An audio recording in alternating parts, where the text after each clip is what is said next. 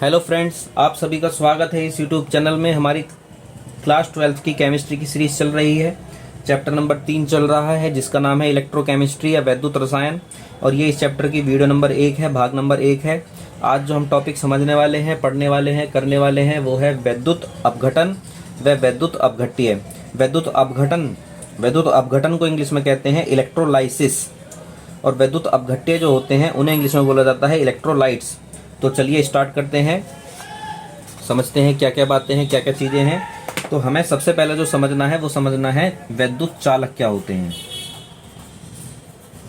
जो चीज़ें आपके एग्जाम में रिटिन में होंगी, इम्पोर्टेंट होंगी, उनके लिए मैं नोट्स बना दूंगा। बाकी चीज़ें हम समझते हुए चलेंगे, फिर भी आप सभी चीज़ों के नोट्स बनाइएगा। तो वैद्युत चालक क्या होते हैं? देखिए, वैद्युत चालक बहुत सरल सी चीज़ें हैं, आप समझ भी गए होंगे वैद्युत चालक क्या है। तो ऐसे पदार्थ या वे पदार्थ जिनमें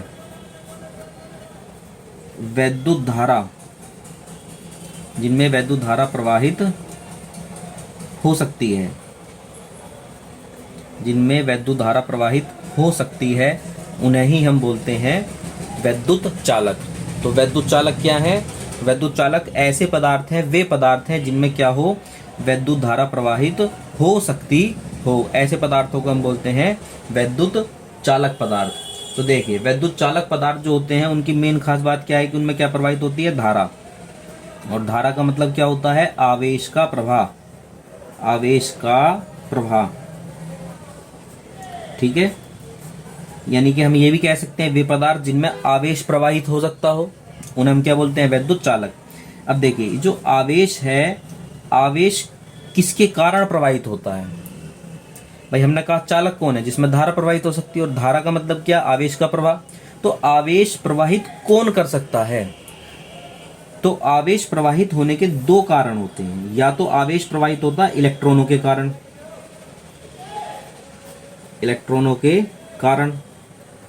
ठीक है। आवेश कैसे प्रवाहित होगा? इलेक्ट्रॉनों के कारण प्रवाहित होगा।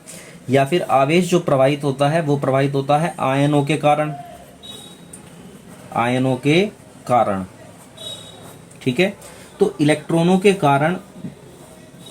कारण जब आवेश प्रवाहित होता है तो कंडीशन कहाँ होती है? वो होती है धातुओं में। कहाँ होती है? धातुओं में, ठीक है। जैसे कि तांबा, जैसे कि लोहा, जैसे कि एल्यूमिनियम, ये जो धातुएं होती हैं, इन धातुओं में आवेश जो प्रवाहित होता है वो प्रवाहित होता है इलेक्ट्रॉनों के कारण। किसके कारण होता है? इलेक्ट्रॉनों के कारण। आयनों के कारण कहाँ प्रवाहित होता है? आयनों के कारण प्रवाहित होता है लवणों में, जैसे कि NaCl, ठीक है। कैसे? जैसे कि NaCl, जैसे कि KCl। इनमें क्या होते हैं? इनमें होते हैं आयन। क्या होते हैं इनमें? आयन, ठीक है। जैसे NaCl से कौन से आयन प्राप्त होंगे? Na positive, Cl negative. KCl से क्या मिलेगा? K positive, Cl negative. तो हमने देखा चालक क्या है? चालक हैं वे पदार्थ जिनमें धारा प्रवाहित हो सकती है, और धारा प्रवाहित होने का मतलब क्या होता है? आवेश का प्रवाहित होना। और आवेश कितने तरीके से प्रवाहित होता है? दो तरीके से। या तो इलेक्ट्रॉनों के कारण, कि जब इलेक्ट्रॉन चलेंगे, इलेक्ट्रॉन मूवमेंट करेंगे, इलेक्ट्रॉन गतिशील होंगे तो आवेश प्रवाहित होगा। या फिर आयनों के कारण, जब आयन चलेंगे तब आवेश प्रवाहित होगा। तो हम यहाँ देख रहे हैं कि आवेश प्रवाहित होने के दो ऑप्शन हमारे पास में है, या तो इलेक्ट्रॉनों के कारण प्रवाहित होगा या फिर होगा आयनों के कारण। तो इन्हीं आधारों पर जो चालक है वो भी दो प्रकार के होंगे। ये जब भी आवेश इलेक्ट्रॉनों के कारण प्रवाहित होता है तो वो कहाँ होता है? वो होता है धातुओं में। कहाँ होता है? धातुओं में। और जब आवेश आयनों के कारण प्रवाहित होता है तो वो कौन सी कंडीशन होती है? वो होती है लवणों में, ठीक है। लवणों में, सॉल्ट्स में। तो चूंकि इलेक्ट्रॉन वाला जो प्रवाह है वो धातु में पाया जाता है, तो ऐसे जो चालक होते हैं, इन चालकों को बोला जाता है धात्विक चालक। क्या बोला जाता है इन्हें? धात्विक चालक। मेटेलिक कंडक्टर इन्हें हम बोलते हैं। धात्विक चालक इन्हें बोलते हैं मेटेलिक कंडक्टर या फिर इलेक्ट्रॉनिक कंडक्टर। क्यों? क्योंकि धातुओं में जो आवेश प्रवाहित हुआ, धातु में जो धारा प्रवाहित हुई, वो किसके कारण हुई? इलेक्ट्रॉनों के कारण। इलेक्ट्रॉन जब प्रवाहित होता है तो धारा प्रवाहित होती है, ठीक है। दूसरी तरफ आवेश यहां जो प्रवाहित हो रहा है वो किसके कारण हो रहा है? आयनों के कारण। तो इन्हें बोलते हैं आयनिक चालक। आयनिक चालक। तो अभी तक हमने क्या बात जानी? अभी तक हमने बहुत सरल सी और सिंपल सी बात समझी है क्या कि भाई कुछ पदार्थ तो हमारे ऐसे हैं जिनमें कि आवेश किसके कारण प्रवाहित होगा, इलेक्ट्रॉनों के कारण, और वो पदार्थ कौन से हैं, धातुएं हैं, तो इन्हें हम बोलते हैं धात्विक चालक। ठीक है। दूसरी तरफ हमारे कुछ पदार्थ ऐसे हैं जिनमें कि आवेश प्रवाहित होता है आयनों के कारण, और ऐसे पदार्थों को हम बोलते हैं आयनिक चालक। तो चालक कितने प्रकार के हैं, चालक हैं 2 प्रकार के, एक है धात्विक चालक, एक है आयनिक चालक। ठीक है। अब हम चलते हैं आगे। नेक्स्ट जो अब हम टॉपिक पे आते हैं, नेक्स्ट हमारा जो मेन टॉपिक है जो कि हमें पढ़ना है वो है वैद्युत अपघट्य पदार्थ। वैद्युत अपघट्य पदार्थ, इलेक्ट्रोलाइट्स।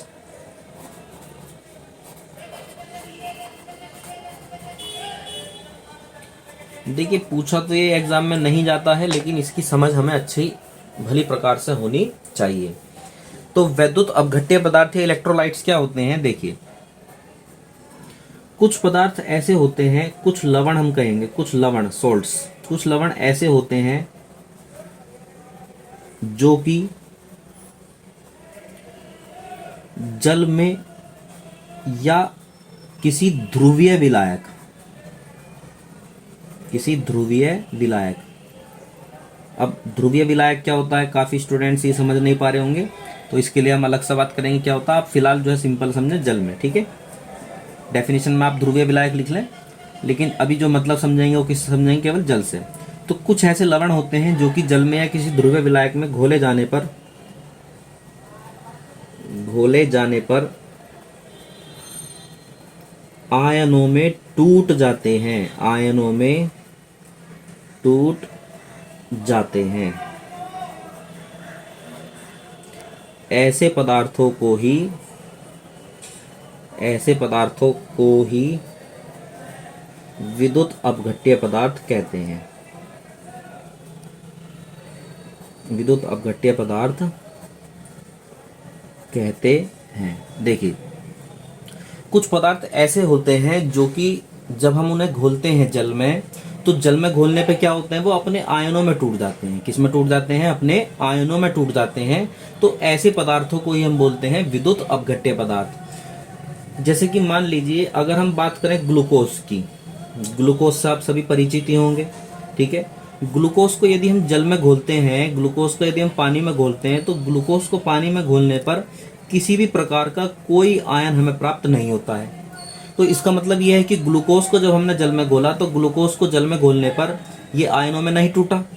अगर टूटता तो आयन मिलते, लेकिन ये आयनों में नहीं टूटा, तो ग्लूकोज जो है वो विद्युत अपघट्य नहीं है। ठीक है, ग्लूकोज क्या है, विद्युत अपघट्य नहीं है, क्योंकि विद्युत अपघट्य पदार्थ वो होते हैं जो कि जल में घोलने पे क्या होंगे, आयनों में टूट जाएंगे। और ये जो ग्लूकोज है, ये ग्लूकोज जो है वो आयनों में नहीं टूटा। ये जैसे हम बात करें यूरिया की, यूरिया से भी आप सभी परिचित होंगे, NH2CO NH2।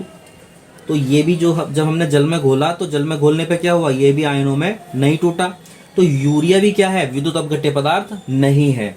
तो विद्युत अपघट्य पदार्थ कौन से होते हैं, विद्युत अपघट्य पदार्थ वो होते हैं जो कि जल में घोलने पर आयनों में टूट जाएंगे। जैसे कि मान लीजिए H2SO4 है। H2SO4 को जब हम जल में घोलते हैं, तो जल में घोलने पर वो आयनों में टूटता है इस प्रकार से। ठीक है, H2SO4 में से एक मिलता है सल्फेट आयन और दूसरा मिलता है हमें H पॉजिटिव आयन। तो H2SO4 क्या हुआ, H2SO4 को जब हमने जल में घोला, तो जल में घोलने पे क्या हुआ, वो आयनों में टूट गया। तो H2SO4 क्या है, H2SO4 है एक विद्युत अपघट्य पदार्थ। जैसे कि NaCl, सोडियम क्लोराइड, जब हमने इसे जल में घोला, तो जल में घोलने पर NaCl भी क्या हुआ, आयनों में टूट गया, Na पॉजिटिव और Cl नेगेटिव। तो ये भी क्या हुआ, विद्युत अपघट्य पदार्थ। तो विद्युत अपघट्य पदार्थ क्या होते हैं, विद्युत अपघट्य पदार्थ ऐसे पदार्थ होते हैं कि जब हम उन्हें जल में या किसी अन्य ध्रुवीय विलायक में घोलते हैं, तो वो क्या हो जाए, आयनों में टूट जाएं। और ऐसे पदार्थों को ही हम कहते हैं विद्युत अपघट्य पदार्थ। तो विद्युत अपघट्य पदार्थ की डेफिनेशन आप समझ गए होंगे। तो विद्युत अपघट्य पदार्थ क्या है, जो कि जल में घोलने पर आयनों में टूट जाए। अब देखिए, अब हमने समझ तो लिया कि टूट जाएंगे, आयनों में टूट जाएंगे, ठीक है। अब एक बात सोचिए, क्या हर एक पदार्थ एक जैसा होता है? नहीं होता भाई। हो सकता है कि कोई पदार्थ जल में घोलने पर ज्यादा टूटे, और हो सकता है कि कोई पदार्थ जल में घोलने पर कम टूटे। तो टूटने की जो मात्रा है वो सब पदार्थों की क्या होगी? अलग अलग होगी। टूटने की जो मात्रा है वो क्या होगी? हर एक पदार्थ के लिए अलग अलग होगी।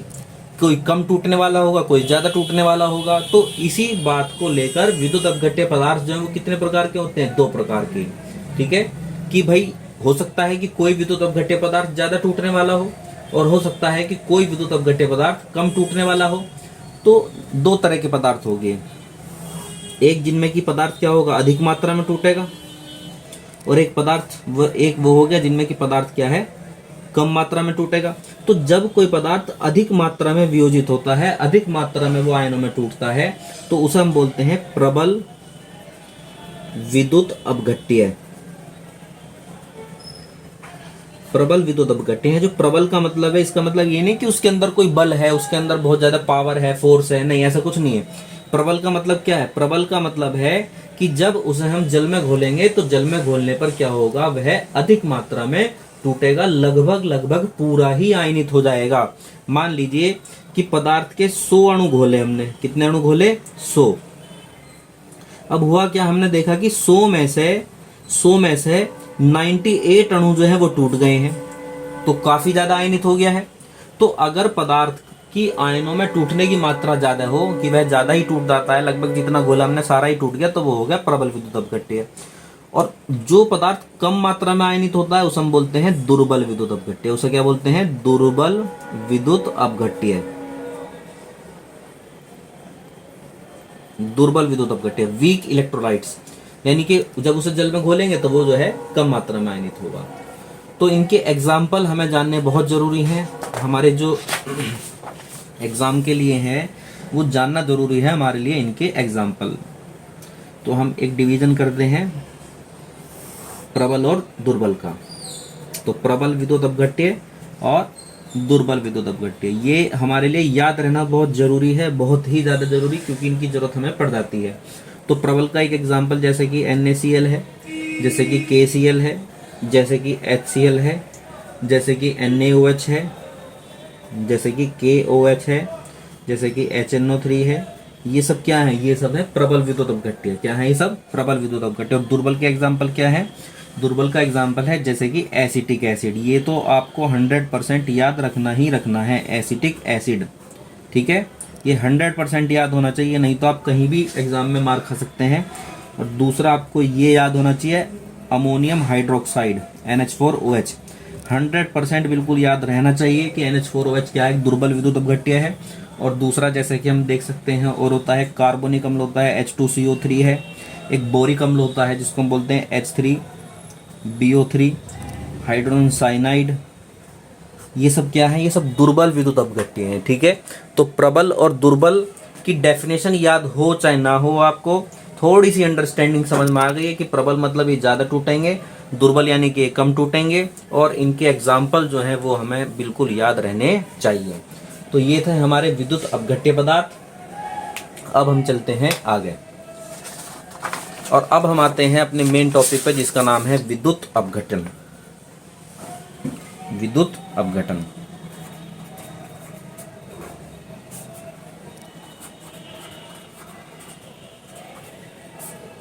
इलेक्ट्रोलाइसिस।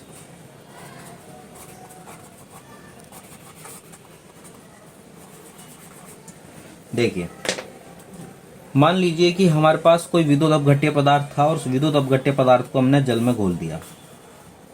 अब विद्युत अपघट्य पदार्थ है, ठीक है, जल में घोलेंगे तो जल में घोलने पर क्या होगा? वो आयनों में टूट जाएगा।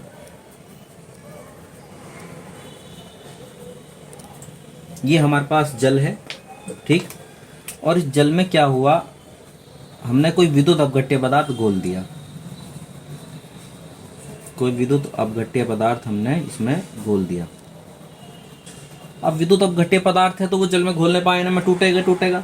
तो कुछ पॉजिटिव आयन बनेंगे, कुछ नेगेटिव आयन बनेंगे। भाई विद्युत अपघट्य पदार्थ से दोनों ही तरह के आयन बनते हैं, पॉजिटिव भी बनेंगे और नेगेटिव भी बनेंगे। दोनों तरह के आयन यहाँ विलयन के अंदर उपस्थित हो गए। अब ठीक है। तो अब मुझे ये बताइए कि क्या ये आयन यहाँ विलयन के अंदर मौजूद है, ये तो स्पष्ट है। तो क्या ये जो आयन है, क्या ये आयन गतिशील होंगे या नहीं होंगे, क्या ये आयन गति कर रहे होंगे या नहीं कर रहे होंगे। तो 1 मिनट बहुत थोड़ा सा समय आपके लिए दे रहा हूं, आप सोचिए, अपने मन में सोचिए और सोच के बताइए कि क्या ये आयन गति कर रहे होंगे या नहीं कर रहे होंगे। सोच लिया? जिसका आंसर है हाँ, कि हाँ ये गति कर रहे होंगे, तो वो क्या है, बिल्कुल ठीक है। तो ये जो आयन यहाँ उपस्थित हुए हैं, ये आयन क्या कर रहे होंगे, गति कर रहे होंगे। लेकिन अब इस गति में क्या समस्या है, गति तो ये कर रहे हैं, गति ये जो है कर रहे हैं, ठीक है। गति में समस्या क्या है कि इनकी जो गति है वो अनिश्चित है, अनियमित है, अनिश्चित व अनियमित, इसे हम कह सकते हैं रैंडमली मोशन है, रैंडम मोशन में है ये। कोई इधर जा रहा है, कोई इधर जा रहा है, किसी को कुछ पता नहीं कौन कहाँ जा रहा है। यानी गति तो ये कर रहे हैं, अब गति कर रहे हैं, लेकिन ये गति कैसी है, अनिश्चित है। क्या है ये, अनिश्चित है। अनिश्चित गति का मतलब ये है कि मान लीजिए पॉजिटिव आयन है, अब ये मान लीजिए इधर जा रहा है, अब उसके बाद इधर मुड़ गया, कुछ पता नहीं कहाँ चला गया, फिर इधर से इधर मुड़ गया। तो देखिए पॉजिटिव आयन गतिशील तो है। अब समस्या क्या है, अभी हमने पिछली हेडिंग में पढ़ा था कि जब आवेश गतिशील होता है, आवेश गतिशील होता है तो गतिशील होने पर क्या बहती है, धारा। अब यहां भी गतिशील है, लेकिन यहां धारा नहीं बह रही। समस्या समझ में आ गई क्या है, कि ये जो आयन है, आवेश है, गतिशील तो है, लेकिन गतिशील होने के बावजूद भी धारा नहीं बह रही है। जबकि हमने क्या पढ़ा, आवेश गतिशील जब होता है तो गतिशील होने पर क्या प्रवाहित होती है, धारा प्रवाहित होती है, लेकिन यहाँ नहीं बह रही है। क्यों? क्योंकि यहाँ जो आवेश है, ये आवेश अनियमित रूप से और अनिश्चित रूप से गति कर रहा है। यानी कि अभी इधर है, अभी उधर है, तो इस तरीके से अनिश्चित गति होने के कारण यहाँ धारा प्रवाहित नहीं हो पाएगी, ठीक है। तो यहाँ क्या हुआ, आवेश गतिमान था, लेकिन धारा क्यों नहीं बह रही थी, धारा इसलिए नहीं बह रही थी क्योंकि ये जो आवेश गतिमान था, ये कैसा था, अनिश्चित और अनियमित था, ठीक है। अब हम देखते हैं आगे। अब हुआ क्या कि हमने ये जो विलयन था, इसमें हमने धातुओं की 2 छड़ें लगा दी, धातु की 2 छड़ें हमने इसमें लगा दी। ये जलीय विलयन हो गया, ये जल हो गया, ठीक है, ये जल हो गया। और इसके अंदर ये हो गया पॉजिटिव आयन, ये हो गया नेगेटिव आयन, ये नेगेटिव आयन हो गया, ये पॉजिटिव आयन हो गया। अब देखिए, अब हमने क्या करा, इसके अंदर धातु की 2 छड़ें डाल दी, ठीक है। ये 2 छड़ें डाली हमने, और ये जो छड़ें डाली हैं, इन छड़ों को डाल के हमने 2 ध्रुव बना दिए। एक को हमने जोड़ दिया पॉजिटिव से और एक को हमने जोड़ दिया नेगेटिव से, ठीक है। अब देखिए, जब हम पॉजिटिव और नेगेटिव से जोड़ेंगे तो पॉजिटिव और नेगेटिव से जोड़ने पे क्या होगा कि ये जो नेगेटिव वाला जो चार्ज था, नेगेटिव वाला चार्ज क्या होगा, पॉजिटिव वाली छड़ की तरफ आकर्षित होना शुरू हो जाएगा। तो ये चलना शुरू हो जाएगा इधर की साइड। इसी तरह से जो नेगेटिव है, ये नेगेटिव वाला चलना शुरू हो जाएगा पॉजिटिव वाली छड़ की तरफ, और ये जो पॉजिटिव वाला है, ये पॉजिटिव वाला चलना शुरू हो जाएगा नेगेटिव वाली छड़ की तरफ, ठीक है। इसी तरह से ये वाला जो है, ये किसकी तरफ, इसकी तरफ चलना शुरू हो जाएगा, इस वाली छड़ की तरफ। तो कहने का मतलब क्या हुआ कि जो हमारी पिछले पेज पे हमने देखा था कि जो आयन अनिश्चित और अनियमित गति कर रहे थे, अब उन आयनों की जो गति है वो डायरेक्टेड हो चुकी है, एक दिशा उनकी क्या हो गई है, फिक्स हो गई है। जो नेगेटिव आयन थे वो तो सब किधर चलने लगे, पॉजिटिव छड़ की तरफ चलने लगे, और जो पॉजिटिव आयन थे वो सब किसकी तरफ चलने लगे, नेगेटिव आयन छड़ की तरफ चलने लगे। तो अब हम देखते हैं कि जब हमने इस विलयन में 2 छड़ें डाली धातु की और इन पर पॉजिटिव नेगेटिव दिया, यानी कि इन्हें हम बोलते हैं इलेक्ट्रोड बना दिया। क्या बना दिया हमने, इलेक्ट्रोड। तो इलेक्ट्रोड डालने के बाद क्या हुआ, इलेक्ट्रोड डालने के बाद ये हुआ, इलेक्ट्रोड डालने के बाद ये हुआ कि जो आयनों की जो गति है, आयनों की गति में 2 चेंजेस हुआ। पहला तो चेंज ये हुआ कि उनकी जो दिशा है वो निश्चित हो गई,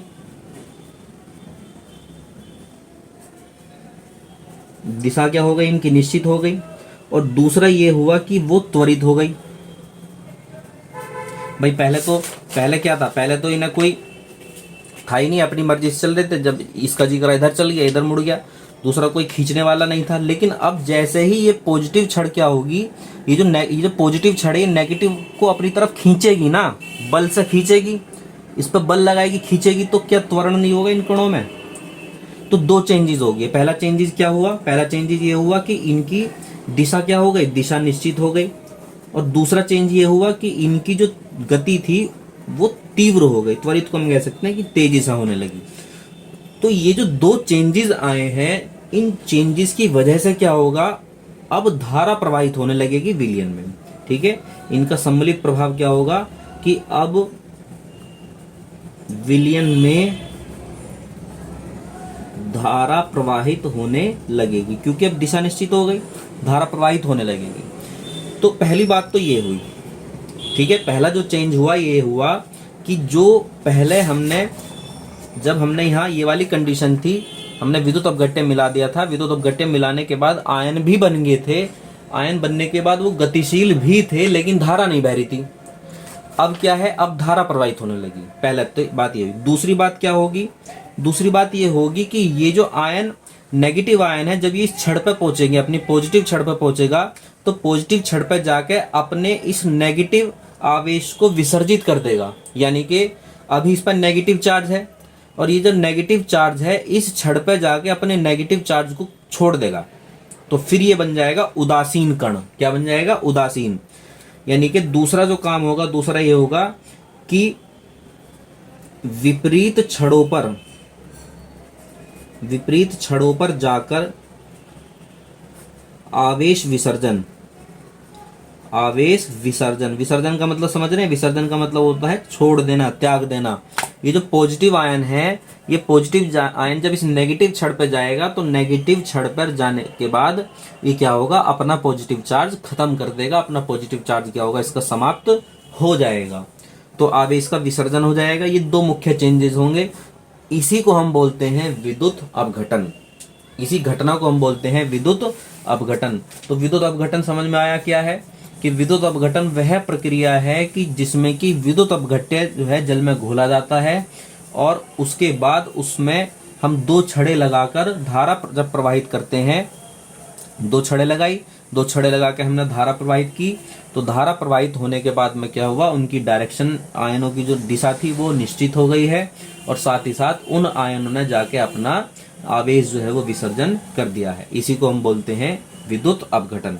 तो चलिए एक काम करते हैं, इसके नोट्स जो आपको पीडीएफ में मिल जाएंगे, समझते हैं, क्योंकि बड़ा टॉपिक है। अब एक बात मुझे और बताइए, तीसरी बात, कि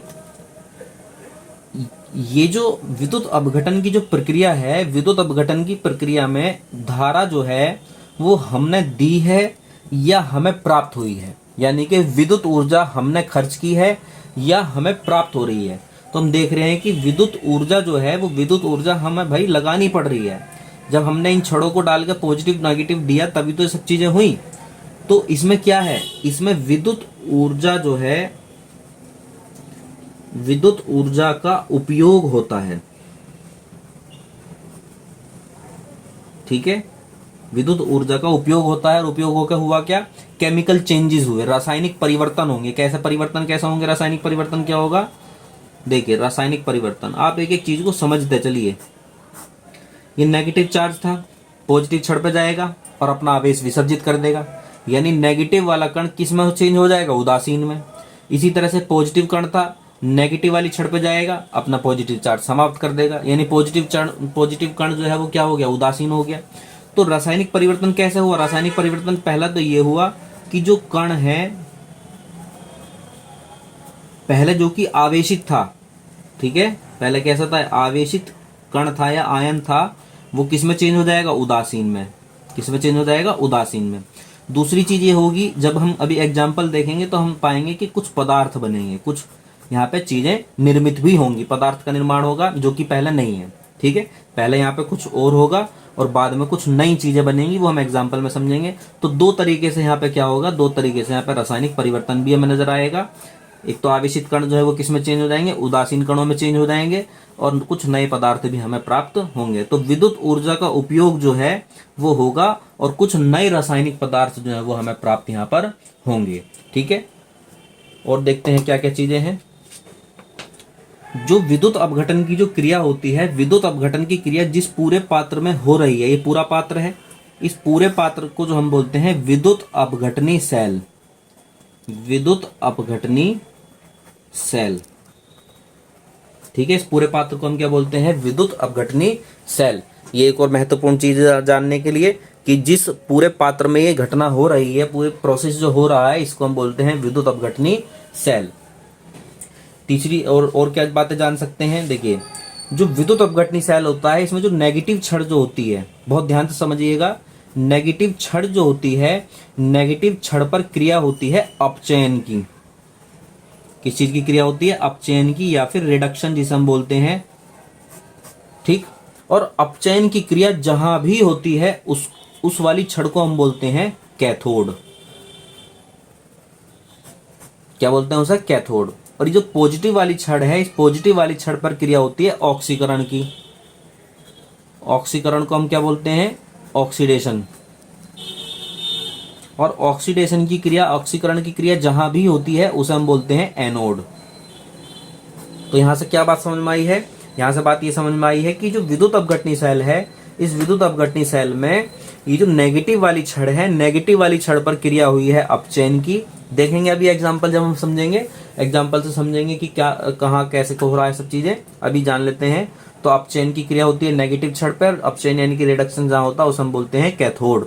और जो पॉजिटिव वाली छड़ है, इस पर क्रिया होती है ऑक्सीकरण की, ऑक्सीडेशन की, और उसे हम बोलते हैं एनोड। तो यहाँ जो कैथोड है वो कैसा है, नेगेटिव है। ठीक है, कैथोड कैसा है, नेगेटिव, और एनोड कैसा है, पॉजिटिव है। तो अब देखते हैं कुछ एग्जाम्पल, जिससे कि हम चीजों को और आसान तरीके से और सरल तरीके से हम लोग समझ पाते हैं। ठीक है,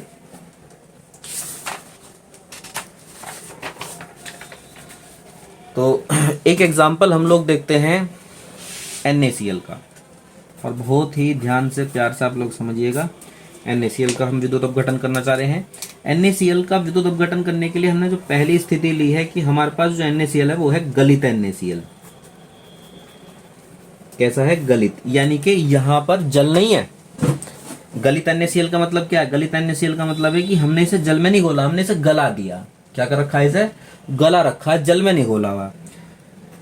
तो यहाँ पे जल नहीं है, केवल ये गला हुआ है। गले हुए होने के कारण ये आयनों में टूट गया है। ठीक है, तो NaCl सॉलिड था, जब हमने इसे गलाया तो गलाने पर क्या हुआ, ये आयनों में टूट गया, Na पॉजिटिव और Cl नेगेटिव।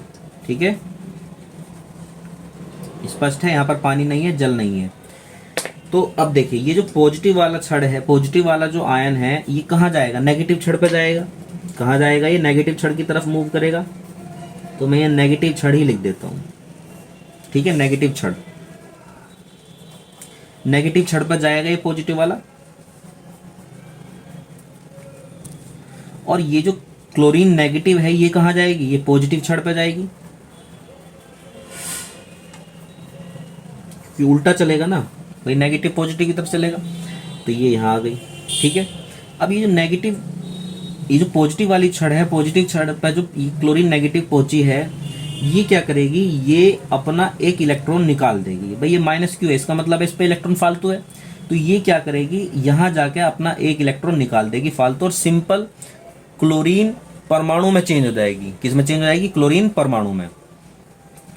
इसी तरह से एक क्लोरीन और आएगी, वो भी क्या करेगी, वो भी अपना एक इलेक्ट्रॉन जाकर निकाल देगी, और ये फिर जो है फिर एक क्लोरीन परमाणु बन जाएगा।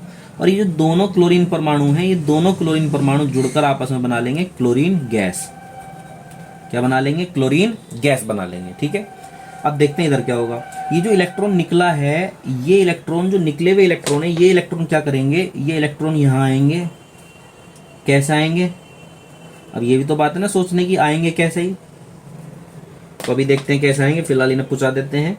तो ये इलेक्ट्रॉन यहाँ आ गया है, और यहाँ इस सोडियम ने इस इलेक्ट्रॉन को ग्रहण कर लिया, और सोडियम जब इस इलेक्ट्रॉन को ग्रहण करेगा तो सोडियम जो पॉजिटिव था उसका पॉजिटिव खत्म हो जाएगा, और ये बन जाएगा सिंपल सोडियम धातु।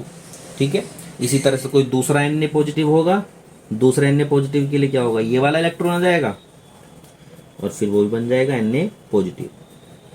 अब देखिए, क्या पहले हमारे पास Cl गैस थी, क्लोरीन गैस थी? नहीं थी भाई, क्लोरीन गैस पहले थोड़ी ना थी, पहले तो NaCl था, लेकिन अब क्या बन गई, क्लोरीन गैस बन गई है। तो अब क्लोरीन गैस बनने का मतलब ये है कि मैं जिस पॉइंट की बात आपसे कह रहा था कि रासायनिक परिवर्तन होते हैं, कहा था ना रासायनिक परिवर्तन होते हैं, तो ये हुआ रासायनिक परिवर्तन कि हमारी पहले क्लोरीन गैस नहीं थी, अब क्लोरीन गैस हमारी बन गई है। ठीक है, क्या पहले सोडियम था? नहीं, पहले तो NaCl था, लेकिन अब क्या बना हमारे पास में, सोडियम धातु में प्राप्त हो गया है। तो ये था हमारा NaCl का, गलित NaCl का विद्युत अपघटन। तो क्लोरीन गैस कहाँ बनी है, पॉजिटिव छड़ पर, ये बात समझ में आ गई। और ये कहाँ बना है, नेगेटिव छड़ पर। अब देखिए, ये जो क्रिया है, ये क्रिया है इलेक्ट्रॉन ग्रहण करने की। किसकी क्रिया है, इलेक्ट्रॉन ग्रहण करने की। और इलेक्ट्रॉन ग्रहण करने का मतलब होता है कि यहाँ क्या हुआ है, अपचयन हुआ है, रिडक्शन हुआ है। ठीक है, और रिडक्शन या अपचयन का मतलब है कि ये छड़ कैसी है, कैथोड है।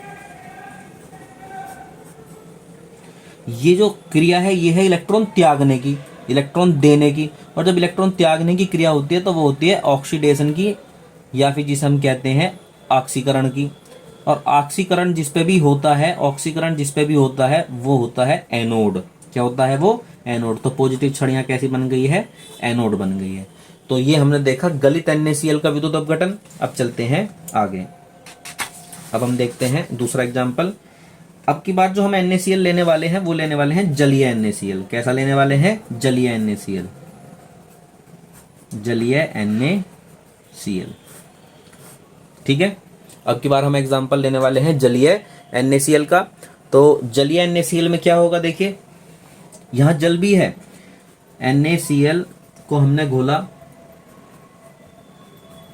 जल में घोला, और जल में घोलने पे क्या हुआ, ये आयनों में टूट गया। Na पॉजिटिव आयन में टूट गया और Cl नेगेटिव आयन, और साथ में कौन है यहाँ पर, जल, H2O हमारे पास यहाँ पर है ही।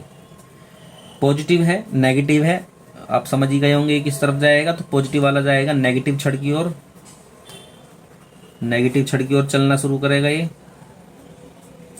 और जो Cl नेगेटिव है, किसकी तरफ चलना शुरू करेगा, पॉजिटिव छड़ की ओर चलना शुरू करेगा।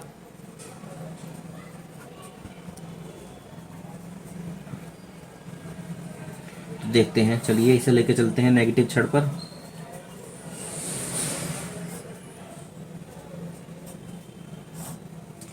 तो ये यहां आता है और ये चलता है पॉजिटिव छड़ की ओर।